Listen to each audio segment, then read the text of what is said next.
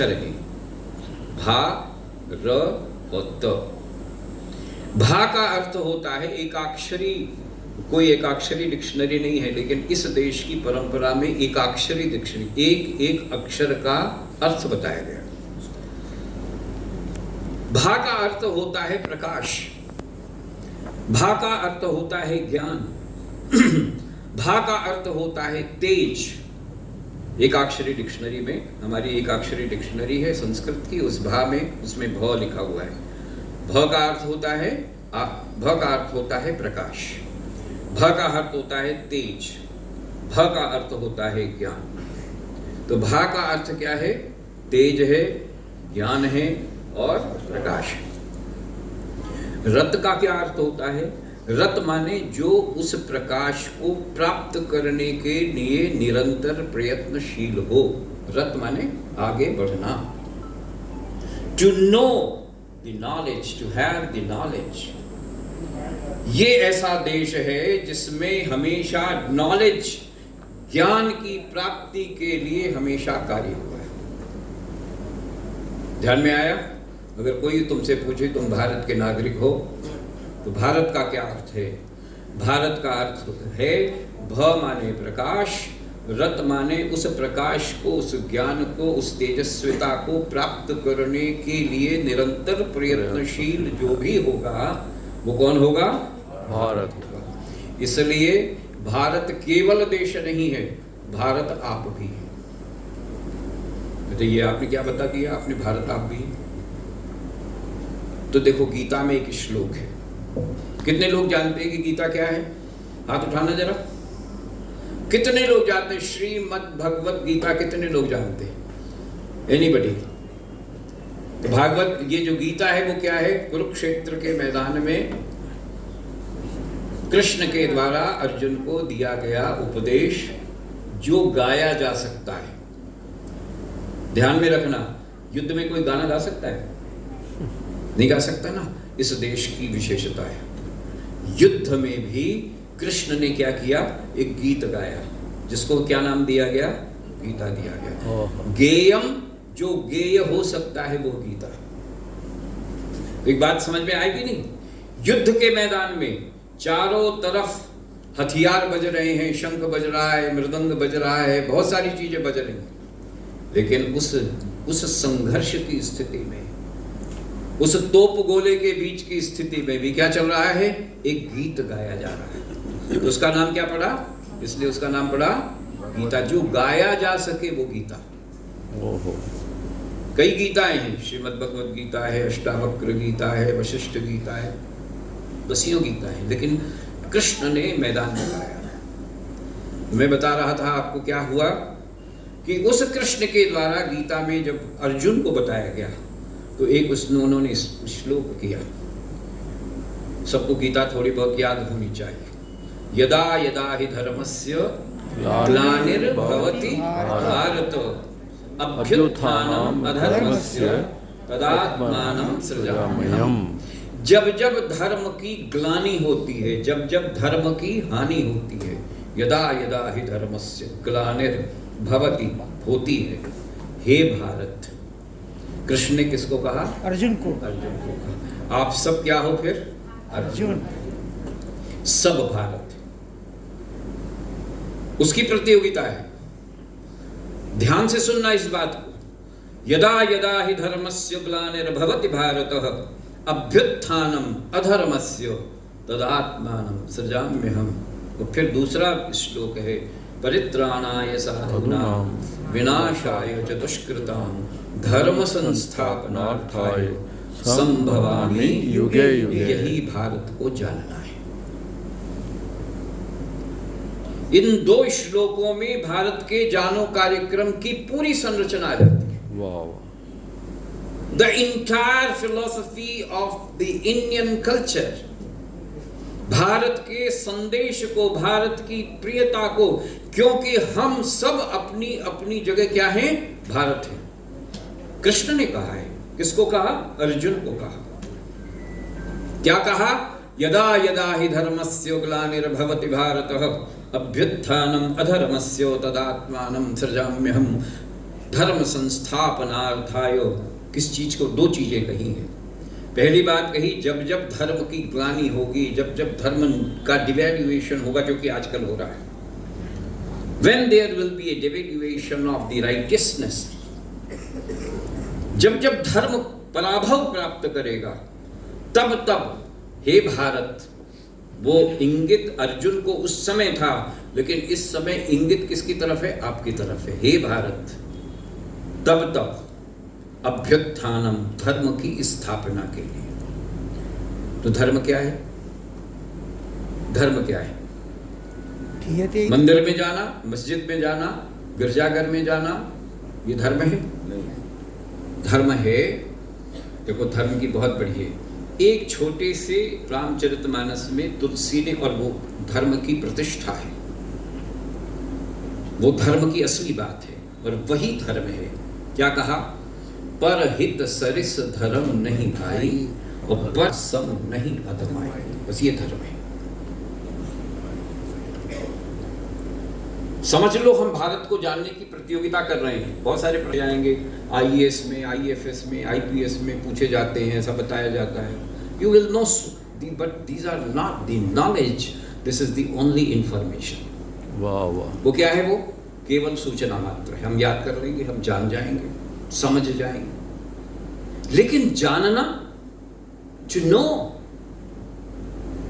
तो बताया गया, पर हित सरिस, दूसरों का हित करना, ये केवल धर्म है, यही धर्म है, इसके अलावा और कोई दूसरा धर्म नहीं। और पर पीड़ा, दूसरा पीड़ित है, उस पीड़ा के अंतर्गत तुम मजा कर रहे हो, इससे बड़ा कोई अधर्म नहीं। कोरोना के काल में भारत विकास परिषद के द्वारा इस पूरी संसाधन के आधार के ऊपर अनेकानेक कार्यक्रम, दूसरों की पीड़ा थी, लोग झोपड़ी में, झोपड़पट्टियों में, अनेकानेक स्थान के ऊपर पीड़ित थे। भारत विकास परिषद के कार्यकर्ताओं ने अनेक स्थानों के ऊपर इस प्रकार का कार्य किया और भारत को जीवंत करने का काम किया। ये भारत है, इसको जानना है। यहाँ पर जो कुछ पूछा जाएगा, जो कुछ बताया जाएगा, that will simply be the information which will question, तुमको मालूम है या नहीं मालूम, but then what should be come, what should be infringe in your character, that is the important thing. तो ये बहुत आवश्यक बात है। इस बात को समझ करके हम सब लोग प्रतियोगिता में भाग लें। Very touching. जो नॉलेज, ज्ञान, कृष्ण ने फिर गीता में कहा, नहीं ज्ञानेन संसिद्धि पवित्रमिह विद्यते। ज्ञान के अलावा कोई पवित्र चीज है ही नहीं। कैसे मिलेगा? अभ्यास योगेन ततो मामिच्छाप्तुम धनंजय। केवल और केवल अभ्यास के द्वारा। Make the practice makes the man perfect. ये अभ्यास, इस ज्ञान को, इस बात को ध्यान में रख करके इस प्रतियोगिता में बैठना है।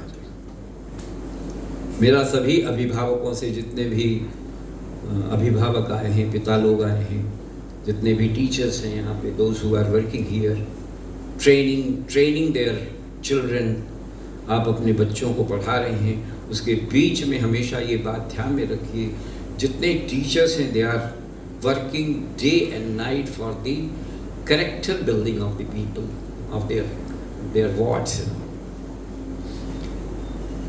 पढ़ाने में इंफॉर्मेशन दे देना ठीक बात है, अच्छी बात है, होना भी चाहिए, लेकिन उस पढ़ाने के समय उस बच्चे के अंदर की जो प्रतिभा है, वो प्रतिभा निखर करके बाहर आए और बाहर आकर के उसको महापुरुष बना दे। यह टीचर बना देता है। विवेकानंद नरेंद्र थे, उनको विवेकानंद बनाने वाला जो व्यक्ति था वो रामकृष्ण परमहंस। कैसे बनता राम नरेंद्र? उनकी माँ कह रही थी कि वो तो शादी कर लो, पढ़ो। उनके पिता चाहते थे कि वो बैरिस्टर बन जाए, लेकिन रामकृष्ण परमहंस का स्पर्श उसने उस नरेंद्र जैसे व्यक्ति को क्या बना दिया? महापुरुष बना दिया। वो केवल देश का ही नहीं, विश्व का बना दिया। तो ऐसे ही इस तरीके से जो यहाँ पर अध्यापक गण आए हैं, शिक्षक गण आए हैं, उनका बहुत बड़ा कर्तव्य हो सब में भारत का दर्शन करें, और सब में भारत का दर्शन करके उसमें जो भा है, उसकी जो नॉलेज है, उसकी जो प्रतीति है, उसकी जो पर्सनालिटी है, उसकी जो कशिश है, उसका जो करेक्टर है, उसमें जो हिडन जो एक क्वालिटी है, उस हिडन क्वालिटी को जो दबी हुई है उसको निखार करके उसको एपीजे अब्दुल कलाम कहाँ पैदा हुए? बिल्कुल समुद्र के किनारे, वो भी रामेश्वरम में। और उनके पिताजी क्या थे? एक मुल्ला मौलवी थे। लेकिन उस महापुरुष को महापुरुष बनाने वाला व्यक्ति कौन था? उसको महापुरुष बनाने वाला, he has always said, APJ Abdul Kalam, I am indebted to my teachers and the professors who have drawn out my personality into this.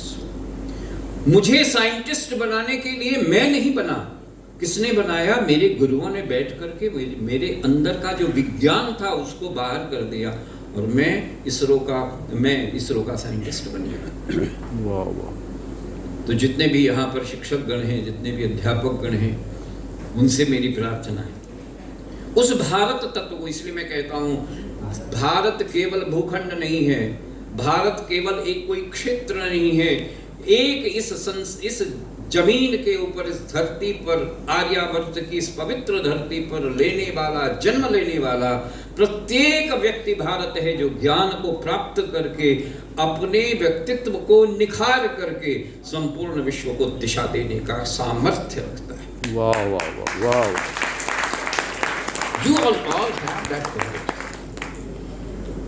और उस क्वालिटी को निखारने के लिए, उस क्वालिटी को ध्यान में रख करके भारत विकास परिषद ने 2001 में भारत को जानो प्रतियोगिता का प्रारंभ किया। भारत को जान लो। भारत को जानना मतलब अपने को जानना। भारत को जानना मतलब अपने अंदर के क्वालिटीज को, अपने अंदर के दोनों बातें, अपने अंदर की विशेषताओं को और अपने अंदर के विकारों को जानना। विकार है उसको खत्म करना और जो विशेषता है उनको सत्कार पूर्वक आगे बढ़ाने का काम ही भारत विकास परिषद के द्वारा किया जाने वाला भारत को जानो कार्यक्रम। नो दाई सेल्फ, हमारा वेद कहता है आत्मानं विधि, स्वयं को जानो तो तुम्हें सारा संसार प्रकट हो जाएगा। भारत को जानो की प्रतियोगिता के पीछे यही इसका भाव है। ध्यान में आया?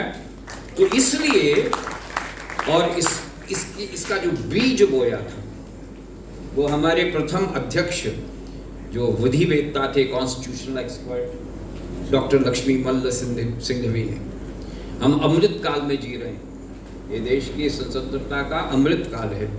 तो उन्होंने 50 वर्ष पहले एक गीत लिखा था, भारत को जानने का गीत था। आपको मैं वो पढ़ करके सुनाता हूँ और उसको ध्यान में रख करके भारत को जानने की प्रतियोगिता में भाग लेना। ठीक है? कैसा है भारत और भारत को जानने की क्या स्थिति है? मनुज सभ्यता की यश गाथा, जिसको भारत रहा सजाता। मनुष्य सभ्यता की यश गाथा, जिसको भारत रहा सजाता। जहां चित्त भय शून्य, निरामे दृष्टि, गर्व से उन्नत माथा। उस माथे पर तिलक लगाता, अपने हाथों स्वयं विधाता अलख जगाता, दिव्य चेतना से नहलाता। शुभाशीष दे रहा हिमालय, चरणों में सागर लहराता। पर्वत निर्झर नदियां तुमको नमन कर रहे भारत माता। ऐसा ही है भारत। भारत माता की जय। आप उस भारत की संतान, इसलिए केवल इंफॉर्मेशन के काम के लिए यहाँ पर प्रतियोगिता में मत बैठना। जैसा कि ये कह रहे थे हमारे विद्याधर जी, एक बच्चे से वो किताब खोल करके पढ़ रहा था, तो उसने कहा इसको केवल रटना नहीं है, इसको अपने अंतर में उतारना है। Try to understand what you are reading. Try to know that what you are telling, and then try to have that particular thing into implementation. What you are going to do.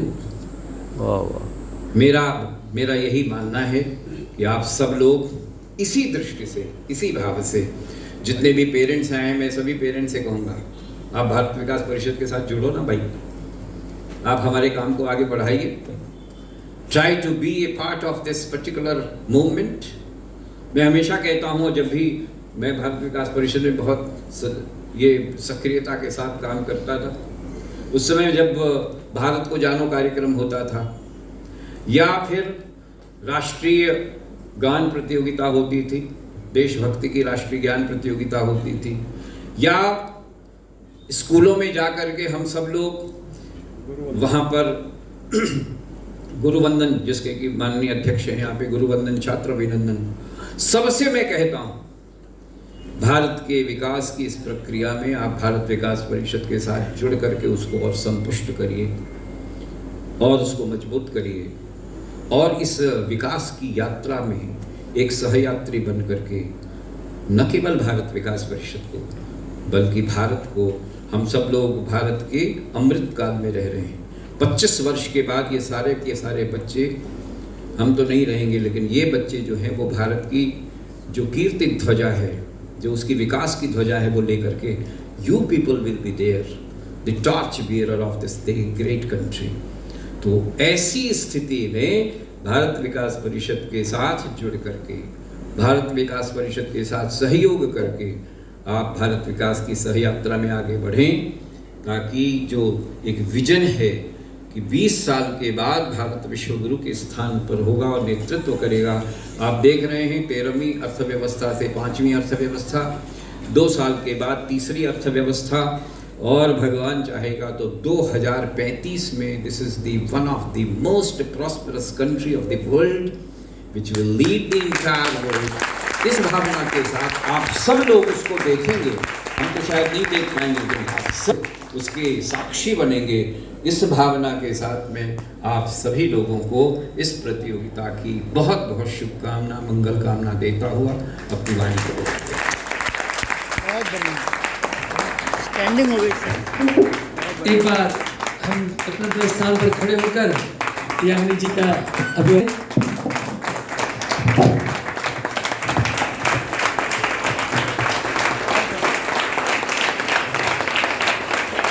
Thank you Yagnik जी। भगवान श्री कृष्ण ने हजारों साल पहले अर्जुन को भगवत गीता सुनाई थी, और आज हम सभी यहाँ जो भारत रूपी अर्जुन बैठे हैं, उनको आपने भगवत गीता के श्लोकों का आनंद दिया है। तो हमारे भारत विकास परिषद के नाते मैंने भगवान श्री कृष्ण की उपाधि दूं तो शायद गलत नहीं होगा। जय श्री राम, बहुत बढ़िया, वंदे मातरम, वंदे मातरम। वैसे इनका सम्मान हमारा सम्मान है, क्योंकि इनके सम्मान के साथ ही हम गौरवान्वित होते हैं।